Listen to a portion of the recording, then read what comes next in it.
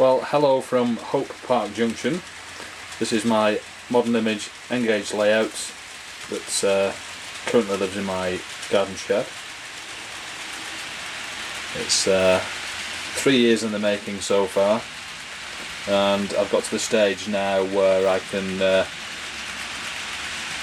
run trains. The last 3 years really have been spent doing a hell of a lot of wiring and generally spending time on my knees under the baseboard trying to get all the electrical stuff right before I start to run trains. So trains are now running at long last, and I'll just give you a quick guided tour of the layout. This is the middle fiddle yard now that we're going through, and there are, I think, 19 roads on this fiddle yard, and it's quite full at the minute.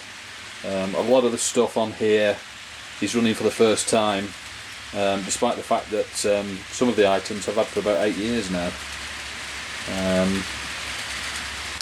As the Stowback train just exits the fiddle yard, you can see the helix in the distance. I made that myself, which took quite a while. And that leads down to the lower fiddle yard, which isn't as full as the middle fiddle yard yet, but it will be in the fullness of time. I tend to store the lighter trains down here because it's a bit of a climb up the helix, and I can get the longer trains down like the EWS coal hoppers there, but only with the Farish Class 60 on the front, because that's quite a heavy loco, and that will pull those 15 hoppers up the helix with absolutely no trouble at all. The lighter Dapple Class 66s, as you can see there, that's the Hatton's Limited Edition 66111. They do struggle on the helix because they're a very light locomotive, so I tend just to have smaller loads on those. So just passing over the helix, there's a bit more point work to do here actually, just so I can more or less run any train off any line in the fiddle yard into whichever platform I desire in the station. This section here will be covered by a town scene right over the top of the station, and the impression will be that the station goes right back into the distance, whereas in actual fact it just the tracks turn away towards the fiddle yard. So just a little bit of platform protruding from the what will be the station roof. It's quite a complicated station throat and took quite a while to get right really, but the general idea is that you can access any platform on the approach to the station.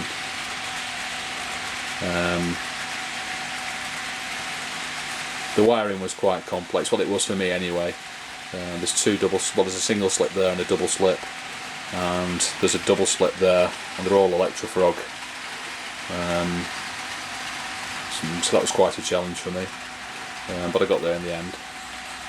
Under development at the moment is the TMD in the distance.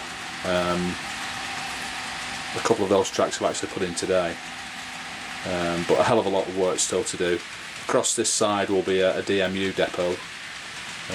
You can just see a 156 there sticking in the wash, and there'll be a bit of a stabling point there behind.